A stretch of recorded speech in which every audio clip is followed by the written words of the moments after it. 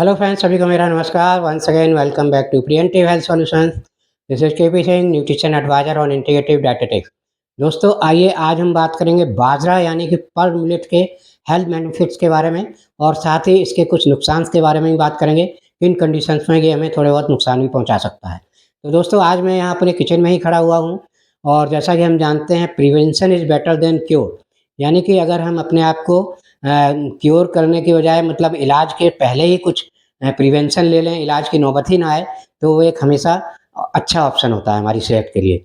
और इसमें किचन का बहुत बड़ा रोल है प्रिवेंशन में। किसी भी प्रकार की बीमारी से अगर बचाव रखना है, तो हमें अगर किचन की अच्छी नॉलेज है और हमें किचन में ज़्यादा ध्यान देते हैं, अपने खान-पान पर अच्छे से ध्यान देते हैं, तो काफ़ी हेल्प मिलती है हमें अपने आप को आजीवन हेल्दी रखने में। तो इसी सिलसिले में दोस्तों आज बात करेंगे, यहाँ पर अगर बाजरे की बात करें, तो बाजरा एक प्रकार का मोटा अनाज है, और इस मोटे अनाज के बारे में आज इसलिए मैं ज़रूरत महसूस करता हूँ बताने के लिए इसके बारे में जानकारी, क्योंकि आजकल मोटे अनाज का प्रचलन काफ़ी बढ़ा है, और मोटे अनाज काफ़ी मार्केट में पॉपुलर हो रहे हैं, और इन्हें काफ़ी हेल्दी हेल्दी माना जा रहा है। जबकि ये हमारे ट्रेडिशन में तो बहुत पहले से यूज़ होते आए हैं, लेकिन बीच में कुछ दशकों तक इनका यूज़ बहुत कम हो गया था, और इन्हें गरीबों का खाना समझा जाने लगा था। लेकिन अब इनकी वैल्यूज़ फिर से पता चल रही हैं, ये कितने हेल्दी हैं, और हमें अपनी डाइट में इनको ज़रूर शामिल करना चाहिए। तो आज दोस्तों इसी सिलसिले में बाजरा एक मोटा अनाज है, एक मिलेट है, और इसके हेल्थ बेनिफिट्स और इसके नुकसान के बारे में थोड़ा बहुत जानकारी लेंगे। तो दोस्तों, सबसे पहले देखा जाए, अगर न्यूट्रिशनल वैल्यूज़ की बात करें, तो बाजरे में मैक्रोन्यूट्रिएंट्स के रूप में फैट, प्रोटीन, कार्बोहाइड्रेट जिसमें आते हैं, तो इसमें देखें, अगर 100 ग्राम आप बाजरा लेंगे, तो उसमें लगभग 4 ग्राम फैट मिलता है, और कार्बोहाइड्रेट लगभग 67 ग्राम यानी कि 67 ग्राम तक मिल जाता है। और प्रोटीन की बात करें तो करीब 11-12 ग्राम मिलता है, और 11 साढ़े ग्राम 11 ग्राम तक आपको फाइबर भी मिल जाता है। तो एक अच्छा कॉम्बिनेशन है मैक्रोन्यूट्रिएंट्स का देखा जाए तो। और इसी के साथ-साथ मैक्रोन्यूट्रिएंट्स में देखें तो इसमें कुछ बी विटामिन्स पाए जाते हैं ठीक मात्रा में, और इसी के साथ-साथ जो मिनरल्स हैं उसमें calcium, potassium, magnesium, manganese, phosphorus, zinc आदि मिनरल्स मिलते हैं। तो और कुछ फाइटोन्यूट्रिएंट्स भी पाए जाते हैं एंटीऑक्सीडेंट्स के रूप में, जिसमें कुछ फ्लेवोनॉइड और पॉलीफेनॉल कंपाउंड्स होते हैं। तो इनके अपने अलग फ़ायदे होते हैं। और आयुर्वेद के अनुसार देखें तो इसके गुणों की अगर बात करें, तो दोस्तों बाजरा एक गर्म तासीर वाला है, यानी कि हॉट नेचर का होता है, और इसी के साथ-साथ ये रुक्ष प्रवृत्ति का होता है, यानी कि इसमें रूखापन होता है, ड्राइनेस होती है। ये इसके बेसिक गुण आयुर्वेद में माने गए हैं। तो इन्हीं सब के आधार पर दोस्तों, इसके अगर हेल्थ बेनिफिट्स की बात करें, तो सबसे पहले तो हम डाइजेशन को अगर लें, तो बाजरा खाना, चूँकि इसमें फाइबर ज़्यादा मात्रा में होता है, तो ये हमारे डाइजेशन के लिए, मतलब कॉन्स्टिपेशन से हमेशा बचा कर रखता है। आपको कोई किसी को कॉन्स्टिपेशन की प्रॉब्लम है, तो अगर बाजरा खाएँगे, अपनी डाइट में शामिल करेंगे, तो कॉन्स्टिपेशन की प्रॉब्लम दूर होगी। लेकिन इसी के साथ-साथ, जैसा कि इससे आयुर्वेद में इसके 2 मतलब 3 गुण और पाए गए हैं, जैसे कि ये हमारे पित्त दोष को बढ़ाता है, और वात और कफ दोष को कम करता है।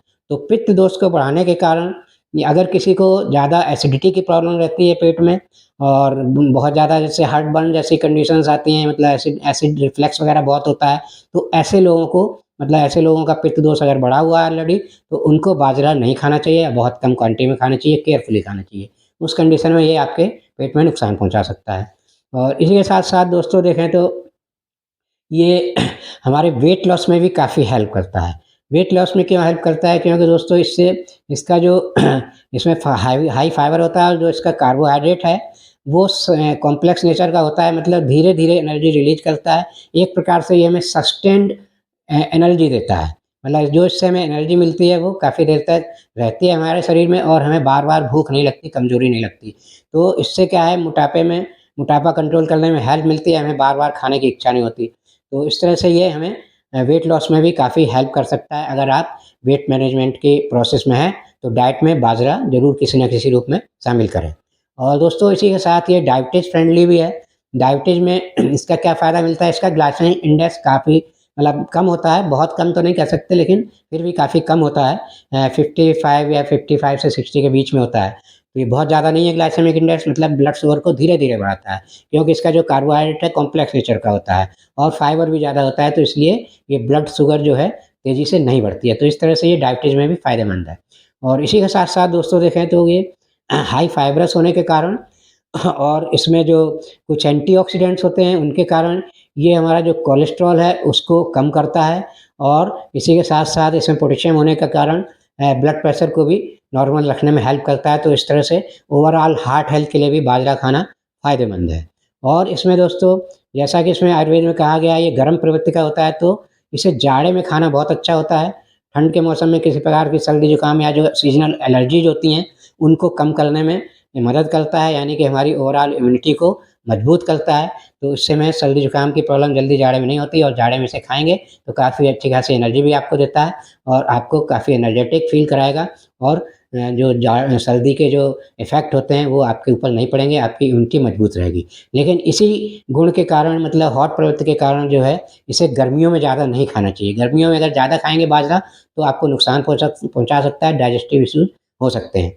और इसी के साथ-साथ दोस्तों देखें तो इसमें जो फाइटोन्यूट्रिएंट्स होते हैं, एंटीऑक्सीडेंट कंपाउंड्स होते हैं, उसके कारण ये हमारे फ्री रेडिकल डैमेज को भी काफ़ी कम कम करता है।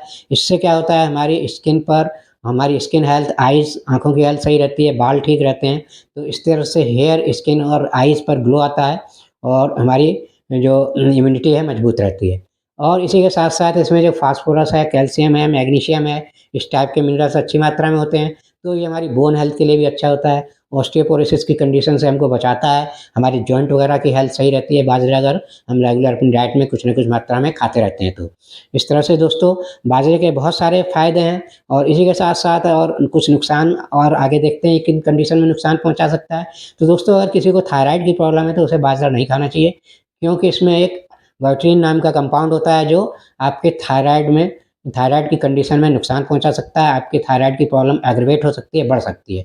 ऑफ़ कोर्स अगर आपको थायराइड नहीं है तो आप बाजरा खाएँगे तो ऐसा नहीं है कि उससे थायराइड हो जाएगा, लेकिन ऑलरेडी अगर थायराइड से सफ़र कर रहे हैं तो फिर इसका जो कंपाउंड है वो जो थोड़ी-सी मात्रा में होता है, वो आपको नुकसान पहुँचा सकता है, कंडीशन को एग्रवेट कर सकता है। तो थायराइड में बाजरा खाना अवॉइड करें। और इसी के साथ-साथ जैसा कि पहले ही बताया इसे गर्मियों के सीज़न में भी कम खाएँ, इसमें आपको गर्मी करेगा, जाड़े में खूब खा सकते हैं फ्रीली।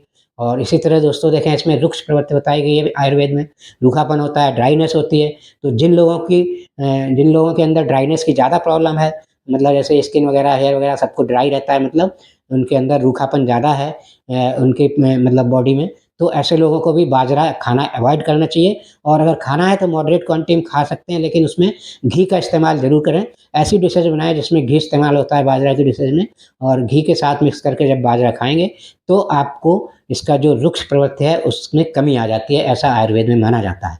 तो आपको ये उतना नुकसान नहीं करेगा ड्राइनेस की प्रॉब्लम में।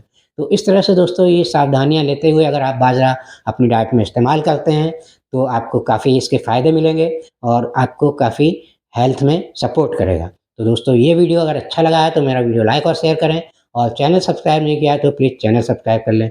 और आज ये वीडियो स्पेशली मैंने किचन में बनाया है, क्योंकि हमारे किचन का बहुत बड़ा रोल है हमारी हेल्थ को सही रखने में। तो दोस्तों thank you very much, see you in next video with some other health tips.